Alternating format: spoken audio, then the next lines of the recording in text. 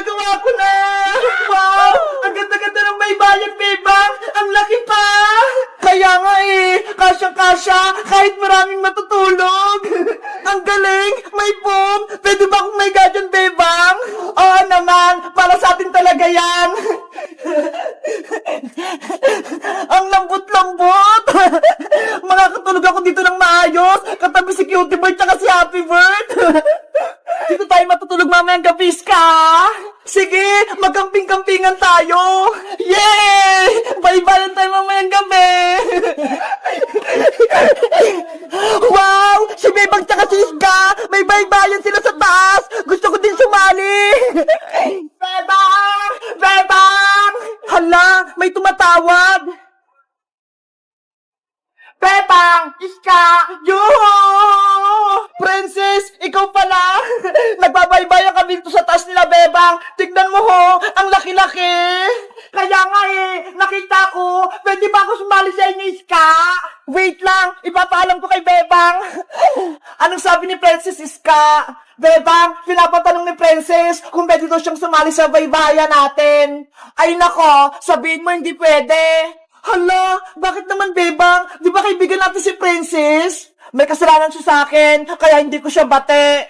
Ano na naman ginawa sa'yo ni Princess? Kasi, kahapon, bumili ako ng pizza sa kanya, tapos drawing lang pala yung laman, kaya pinagalitan ako ni nanay. Si Princess talaga, pasaway na. Iska, ano? Pumapayag na ba si Bebang? Sabihin mo, Iska, hindi pwedeng makipaglaro sa atin si Princess. Princess, sabi ni Bebang, bawal ka daw makipaglaro dito. Ano? Hindi siya pumapayag? Kasi may kasalanan ka daw sa kanya. Bebang, pumayag ka na. Gusto ko maglaro ng baybayan. Ayaw ko na makipaglaro sa'yo, Princess. Ang sama-sama ng ugali mo. Niloko mo pa ako kahapon. Sorry na, Bebang. Patawarin mo na ako. Nagsisisi na ako sa ginawa ko. Kahit anong gawin mo, hindi na kita patatawarin. Dahil sa'yo, pinalo ako ni nanay. Bebang, please, kayo na lang kaibigan ko. Kaya payagan niyo na ako makipaglaro sa inyo. Basta, kahit anong gawin mo, hindi na kita bate. At saka, meron na kaming bagong kalaro, no? Isusumbungin na kay nanay, Bebang. Inaaway mo ako.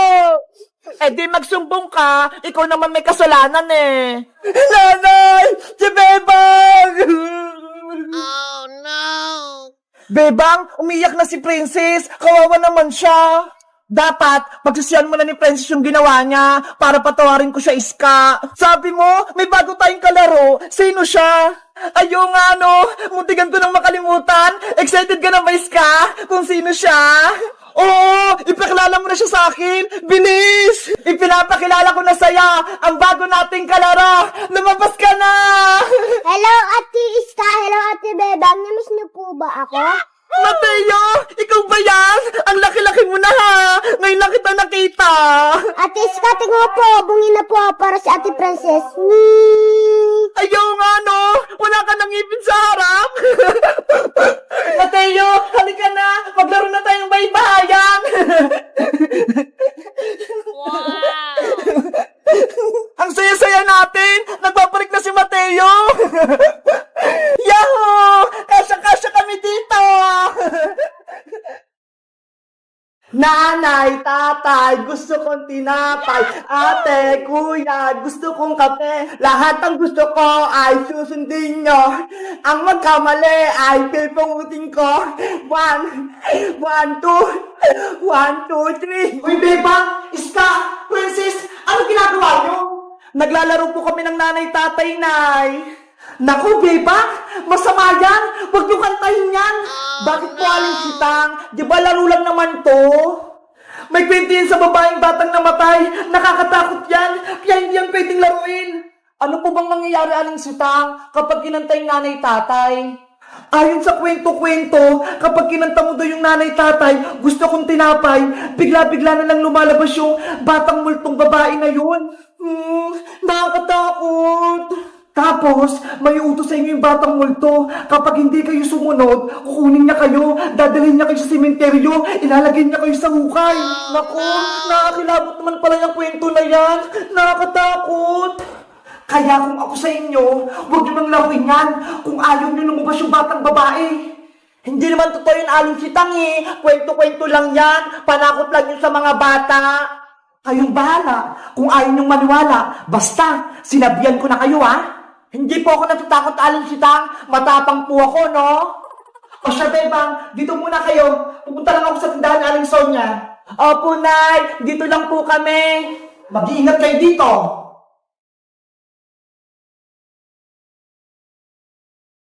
Bebang, Iska, tara na. Kantayin ulit natin yung nanay-tatay. Naku, Princess, ayoko. Ayoko rin. Baka lumabas yung batang babae. Matatakot naman kayo. Hindi yung totoo, no? Kanta lang yun. Basta, ayoko, Princess. Ako na nga nakakanta. Wag, Princess. Gabi na. Baka magpakita siya. Susubukan ko lang kung totoo yung kwento. Nanay, tatay, gusto kong tinapay. Ate, kuya, gusto kong kape. Ano yun? Bakit bumukas yung pinto? Wala naman tao ah. Princess, tama na yan. Lahat ang gusto ko ay susundin nyo. Ang magkamali ay pipingutin ko.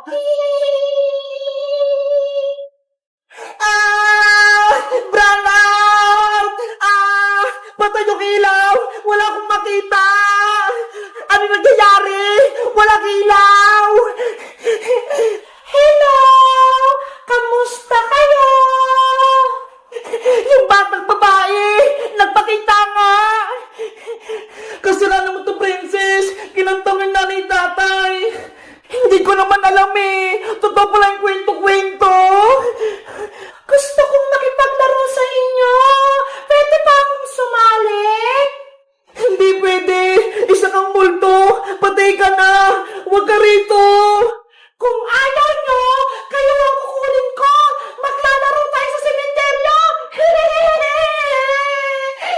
Tumakbo na tayo! Nandiyan yung multong babae! Takbo! Nandiyan na siya! Antayin niyo ako! Huli ka, Princess! Nanay, tatay, gusto kong tinapay. Si Princess, dadalhin ko sa sementeryo.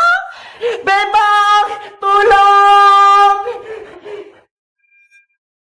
Hello guys! Alam niyo ba yung kantang nanay tatay? Gusto kong tinapay. Nilalaro niyo ba yun? Kasi sabi ni nanay, masama daw yun eh. Kaya lumabas yung batang multo. Si Princess, hinuli siya. Kawawa naman. Mag-comment lang kaya kung gusto niyo ng part 2. Bye-bye! Isang strawberry, isang green na grapes, isang orange, isang red na grapes, isang strawberry ulit. Ayan! Natusok ko na yung mga prutas! Nakagawa na ako ng tamulo! Ang ganda! Bebang, pwede na ba yung kainin? Hala! Excited ka naman, Princess! Di ba nga, gagawa nga tayo ng tangulo? Kasi, nagugutom na ako eh! Mamaya na, Princess! Nagtutuhog pa ako! Tingnan mo nga oh! Ang dami pa nito! Bebang, gusto mo? Tulungan kita magtuhog niyan? Sige, Princess! Tulungan mo ako para mas mabilis! Yay! Magtututok din ako ng tangula! Ako din, babe, magtutulong! Okay, Iska! Kumuha na kayo ng stick ang prutas niya! Yay!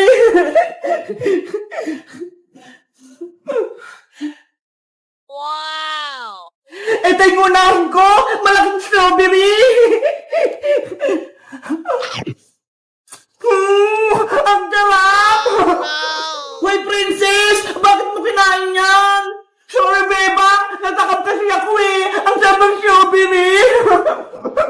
Ikaw talaga, Princess! Hindi mo mapigilan kumain, oh! Huwag ka na nga lang tumulong, Princess! Kami na lang ni Sky magtutug sa mga prutas! Beba! Huwag naman! Gusto kong gumawa ng tamulo! Ikaw kasi! Pasaway ka! Kinakain mo yung prutas ni Bebang! Hindi na maulit! Promise! Sige na nga, basta wag kang kakain kung hindi, palalabasin kita dito sa bahay. Bebang, hindi na talaga. Okay, magtusok na tayo ng tanghula.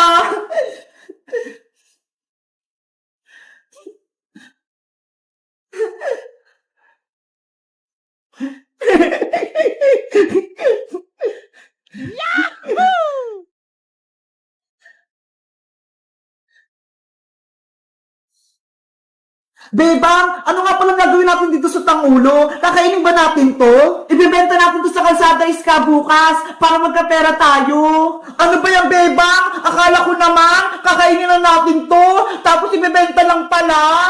Kasi Princess, mag-school na tayo. Kailangan natin bumili ng bagong gamit. Kaya, mag-ipon tayo ng pera. Ganun ba? Sige, tusukin na natin to lahat.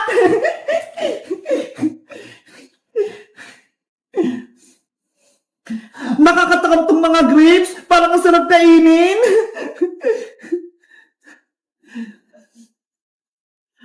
Ayan! Nakadalawa na ako! Tutusok ulit ako!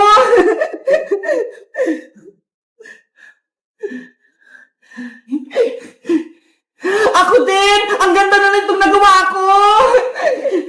Ako din! Tapos na itong pangalawa! Bilisan natin para matapos natin kaagad!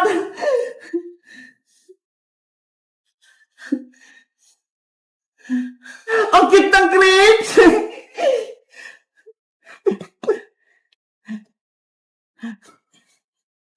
Itong strawberry naman, fresh na fresh! Ay, nahulog! Pupulutin ko! Ayan, hindi na ako makikita ni Iska pati ni Bebang. Pwede ko na itong kainin.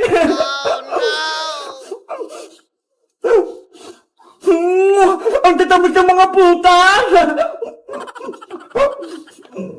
Bebang, tapos na ulit ako! Pangatlo ko na to! Ako din, Iska! Pang-apat ko na to! Princess, anong ginagawa mo dyan? Huwag ka maingay, Iska! Bebang, si Princess! Kinakain na naman yung mga prutas! Princess, huwag mo kainin yan! Bebang, nakain ko na yung tinusok ko! Ang sarap!